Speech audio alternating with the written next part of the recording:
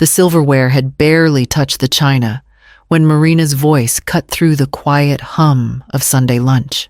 She stood at the end of the table, her face flushed, the card between her fingers bending until it cracked in two. "Learn to live without my money," she said, her tone sharp enough to draw every eye in the room. The sound of plastic snapping seemed louder than it should have been, echoing against the old wood-paneled walls of my Charleston townhouse. The cousins lowered their forks. My sister-in-law glanced down at her plate, pretending to busy herself with her napkin. Even the children sensed the shift in the air, their chatter replaced by uneasy silence. I felt the weight of their pity, but I refused to give them the show Marina expected. Instead, I placed my hand flat on the table, steady as if I were quieting a storm. "You're right," I said, my voice low. She blinked, caught off guard, but recovered quickly, tossing the broken halves onto the linen as though discarding scraps. Then she turned and left the room, her heels striking hard against the floorboards until the sound faded into silence. I gathered the fragments, one by one, the embossed numbers catching the light as if mocking me. They were still warm from her hand when I closed my palm around them. My silence filled the space she had left behind, and no one dared speak. I excused myself without explanation, carrying the pieces upstairs, behind the door of my study. I laid them on the desk, 4 small reminders of what had just been taken and what remained mine to reclaim. I sat down in the quiet, already reaching for the locked drawer that held the documents no one else remembered. The door slammed, and the clatter of Marina's heels faded down the walkway, leaving only the hush of forks scraping nervously against china. I stayed seated for a moment longer, my hand closed around the broken card, its jagged edges pressed into my palm, sharp enough to leave faint impressions in my skin. From the dining room came the low murmur of voices. I could hear my sister-in-law whispering about how humiliating it must be for me, a mother dependent on her daughter. Another cousin muttered something about pride, as though the scene I had endured was deserved. Their words floated upward like smoke from a fire, acrid and suffocating, but I refused to inhale them. I rose without explanation. My chair scraped softly across the hardwood, and the whispers fell into silence. No one followed as I carried myself up the narrow staircase, my hand still clutching the pieces as if they were a secret no one else deserved to see. In the stillness of my study, I laid the fragments on the desk. 4 pieces, nothing more than plastic. Yet they glimmered in the lamplight like shards of glass. I stared at them, not with grief, but with a strange clarity that had eluded me for years. Marina thought she had cut me off. She thought she had shown me my place. I turned the brass key in the small drawer beneath the desk and pulled it open. Inside rested folders I hadn't touched in years. Ledgers, deeds, contracts, statements that told the story no one in the dining room knew. I ran my finger along the edge of one envelope marked Seabrook, the name of land my grandparents had left to me, land Marina had never cared to ask about. I closed the drawer again, locking it carefully, the sound of the key turning crisp in the quiet room. My hand settled back on the card fragments, and for the first time in a long while, I felt the calm of a decision already taking shape. I leaned back in my chair, the broken pieces still gleaming, as memories of the years that had built her comfort began to surface. I leaned back in the chair, my eyes fixed on the fragments scattered across the desk, and the years unspooled in my mind like a reel I could not stop. I remembered the nights at MUSC, charting vitals under the unforgiving fluorescent lights, my legs aching from 12 hours of standing. The hospital cafeteria closed hours earlier, but I didn't bother with food. I would sip black coffee, convincing myself it was enough to keep going.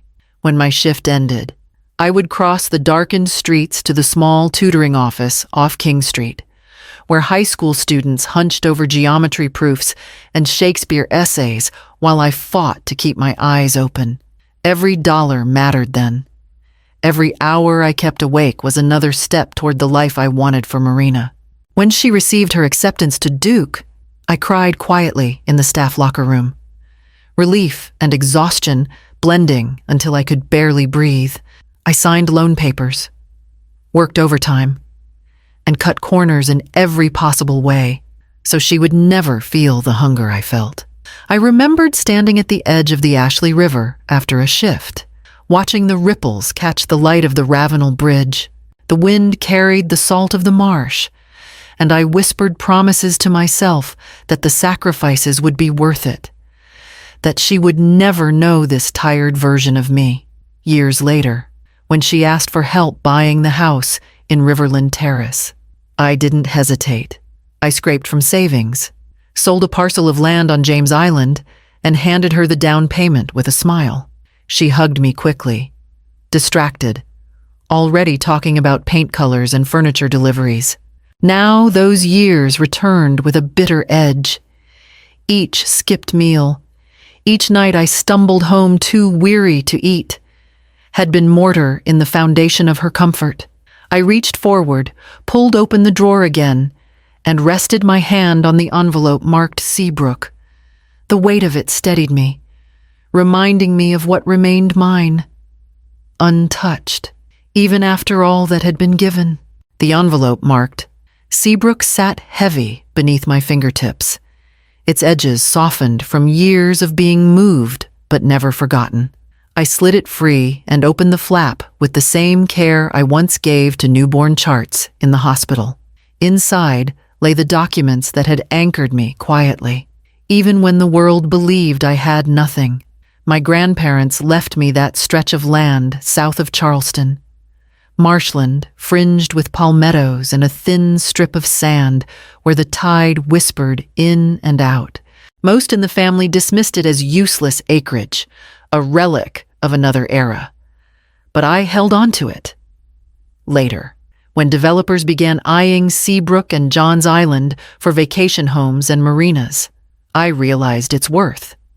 The sale of just one parcel had paid Marina's first year of tuition.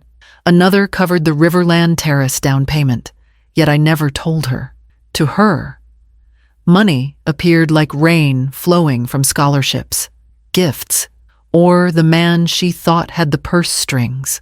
She never looked closely enough to see my signature at the bottom of the checks. Alongside the deeds lay another set of record statements from early investments in a string of Charleston Tech corridor startups. While Marina was still in high school, I sat in on investor meetings, often the only woman in the room, listening carefully and taking risks with the small capital I had scraped together. Not every venture lasted, but one or two took root and grew into companies with headquarters just across the Cooper River. Their returns had been steady, compounding quietly in accounts that bore only my name: the townhouse, the car Marina liked to borrow. Even the credit cards she claimed as hers all had been funded by these silent choices. She mistook my discretion for dependence, my quietness for weakness, but the ledgers told another story. I stacked the papers neatly, then pressed the envelope shut again. My hand lingered on the drawer handle as I locked it once more. Outside, the house was hushed, the family gone. In the silence, I felt the weight of something shifting, as though the ground itself had tilted back toward me. I turned off the lamp, the fragments of the broken card still glinting faintly, and walked toward the bedroom where my laptop waited for what I already knew I would do next. Midnight came quietly, the townhouse dark except for the pale glow of my laptop screen. The house carried the faint scent of roasted chicken from lunch, long since cleared away, but the silence was absolute. I sat at the desk, the Seabrook file to my left, the 4 broken pieces of plastic to my right, and my fingers poised above the keys. I opened my email, my cursor hovering as if testing my resolve. The contact at the top of my list had not changed in over a decade. Daniel Harper, senior advisor at First Citizens Private Wealth. He had managed my accounts since before Marina graduated high school, back when I first realized that silence could be a shield if paired with preparation. I began the message slowly, each word deliberate. I referenced the clause we had drawn up years earlier, the one Daniel had encouraged me to consider when Marina first demanded her name on the household accounts. If you ever feel your access or authority is in jeopardy, let's establish a single command protocol. He had said. At the time, I thought it unnecessary, almost paranoid. Yet I signed the papers, filed them away, and never spoke of them again. Tonight, those words became my lifeline. I instructed him to execute the clause at once, revoke all secondary users, consolidate funds into the contingency account, freeze any cards tied to my daughter's name. My hand trembled on the mouse, the weight of years pressing into one decision. I closed my eyes, drew a breath deep enough to steady me, and clicked send. The soft sound of the trackpad was barely audible, yet it thundered through the room like a gavel striking. In that instant, every whisper of weakness, every dismissal I had endured, fell silent. My voice had not risen, but my will had spoken. I leaned back, letting the laptop glow fade into the stillness. The fragments of the card caught the light as I placed them back into the drawer. Proof of what had been severed and what I had reclaimed. By dawn, Marina would reach for the wealth she thought was hers, and the truth would meet her in the daylight. By morning, the sun spilled over the Ashley River, casting a shimmer across the water as the city stirred awake. I imagined Marina rising late, as she always did, and heading toward East Bay Street with her usual air of entitlement. At Harris Teeter, she filled her cart with the small luxuries she considered necessities: French wine, imported cheeses, pastries wrapped in wax paper. I could picture her standing tall in the checkout line, greeting the cashier with practiced charm, expecting the approval beep to seal her image of control. Instead, the machine stuttered, the screen flashing red. Transaction denied. Marina frowned, brushed her hair back, and slid the card again. The same red glow answered her.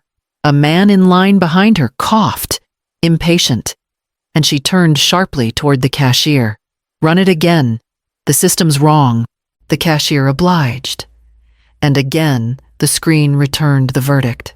This time the silence pressed heavier. The murmurs of those in line grew louder, whispers rising as eyes fell on her. She pulled out her phone, dialing with quick, angry fingers. I knew exactly who she would call. Daniel's voice, calm and clipped, carried across the line. "Mrs. Rains," he said, always formal, as of last night. "Your access has been revoked. You are not the account holder." I could see the shock ripple through her, though she would never admit it aloud. The bags of groceries waited, the total glowing on the screen, while her pride crumbled in front of strangers. She left the cart where it stood, cheeks flushed, and stormed out into the daylight. Her heels striking pavement just as they had the day before when she left my house. The rhythm was the same, but the music had changed. Back at the townhouse, I sat by the window with a cup of coffee, the quiet steadying me. I didn't need to witness the scene to know it had unfolded exactly as I imagined. The power she thought was hers had been nothing but borrowed light. I set the cup down, the taste of victory muted by the weight of what was still to come, and turned toward the phone that was already beginning to ring. The phone rang just as I knew it would. I let it sound twice before lifting the receiver. Marina's voice tore through the line, sharp with fury. "What did you do? My card isn't working, the bank is lying, and everyone at Harris Teeter saw it. Fix this now." I listened to her breathless anger, steadying mine. "The money was always mine," I said softly. Silence followed, but not the kind that heals. Hers was disbelief. A gap where denial tried to stretch itself wide enough to cover the truth. Then came the sputtered accusations, betrayal, cruelty, selfishness. I let her speak until the words turned brittle and empty. Before she could gather them again, I ended the call. Charleston has never been a city where secrets stay buried long. Within days, the stories began their slow drift through brunch tables and gallery openings. Marina, who once played hostess at the best waterfront restaurants, now canceled plans with flimsy excuses. Her friends noticed checks arriving late, reservations slipping, and the gleam of her perfect image starting to dim. I heard whispers, even in places I rarely visited anymore. "Something's changed with Marina," they said. "She doesn't cover the bills like she used to." Pity crept into voices that once spoke of her with envy. Those who had basked in her shine now stepped carefully, as though the glow might scorch them on its way out. I walked through the market on East Bay one morning and caught sight of her across the street. She stood with two acquaintances, laughing louder than necessary, her gestures grand, but her eyes restless. The mask still held, but cracks spread beneath the paint. Back home, I placed the phone back on its hook and returned to my desk. The broken card pieces still rested in their drawer, untouched, waiting. Marina's fury no longer unsettled me. It only confirmed what I had always known. A foundation built on borrowed ground cannot stand for long. I reached for the envelope of legal documents, preparing for the next step, where silence would once again speak louder than her voice. The letters went out on a Wednesday morning. Thick envelopes stamped with the names of firms that never wasted words. Inside, every line was precise property retitled, access frozen, leases revoked. I signed each one with a steady hand, sealing them as though I were closing doors that should never have been opened. Marina reacted exactly as I expected. Her voice moved from the phone to the internet, where she could shout into the void and gather sympathy. She posted that she had been robbed, that her own mother had turned against her, that she was the true victim of betrayal. Friends clicked their approval at first, some even rushing to defend her. But sympathy faltered when the truth surfaced in documents no hashtag could erase. The repossession was swift. 2 cars she had paraded through town, both leased under my name, disappeared from her driveway within days. Neighbors watched from their porches as tow trucks rolled away the symbols of her independence. She tried to laugh it off online, but laughter rang hollow when paired with silence on the street. I read her words once or twice, long enough to confirm her story had no anchor, then turned away. My anger had burned itself out. What remained was something quieter and far stronger. Peace, not triumph. Certainty, not spite. For years I had feared this moment, imagining it would feel like war. Instead, it felt like still water, like the tide pulling back to reveal sand that had always been mine. I gathered the remaining letters into a file and placed it beside the broken card pieces. The 2 artifacts belonged together, proof of what had been attempted and proof of what had been reclaimed. That evening, I walked onto the balcony, the Ashley River glowing in the dusk, and let the silence of my decision settle around me as I prepared for what life would look like on my own terms. The condo was smaller, but when I turned the key for the first time, the space felt wide enough to breathe. Sunlight poured through the windows that overlooked the Ashley, glinting off the water, as if the river itself was welcoming me home. I set my suitcase by the door. No grand furniture trucks behind me, only what I had chosen to carry. I bought second-hand furniture from shops scattered through West Ashley pieces, with scratches and stories that felt more honest than the gleam of anything new. a worn oak table, a sofa with faded blue fabric, a lamp that cast warm light across the room. For the first time in years, nothing had been purchased to impress. Everything was here simply because I liked it. On the balcony, I planted basil, thyme, and rosemary in terracotta pots. Each morning, I watered them, the scent of the herbs rising in the coastal air, their growth slow but certain. I felt the same in myself, small, steady, alive again. Work found me quietly, almost by accident. A local startup asked if I would consult a few hours each week, reviewing contracts and helping them navigate early investment. I accepted, not for the money, but for the pleasure of using my mind where it was valued. Their gratitude felt different than the empty applause I had once received at Marina's dinner tables. Meanwhile, word reached me of Marina's move. The house in Riverland Terrace was gone, replaced by a rented apartment on James Island. Pride wounded. She explained it away as a temporary downsizing. But Charleston was a small city, and people knew the mask was slipping, and pity followed her where admiration once stood. I stood on my balcony at dusk, the river shifting with the tide, and felt the space inside me settle into something new. I had not lost a home. I had gained a life. I went back inside, where the cedar box waited on my desk, ready to hold the 4 broken fragments that had started it all. The cedar box sat on my desk, its lid carved with a simple pattern of leaves.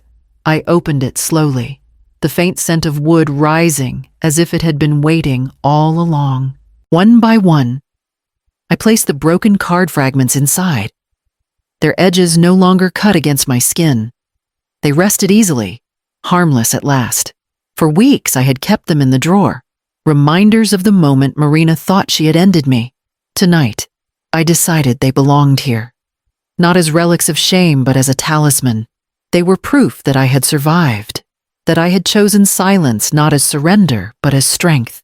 I pulled my journal closer and wrote the words that had shaped themselves over these months. Strength is not shouted, it is lived. The ink dried across the page, steady and unbroken, and I felt the truth of it settle inside me. I closed the box and placed it on the shelf above my desk. Outside, the river moved with the tide, steady as it had been the night I walked away from everything that no longer belonged to me. I opened the balcony door and stepped into the cool air, letting it fill my lungs until the last trace of heaviness slipped away.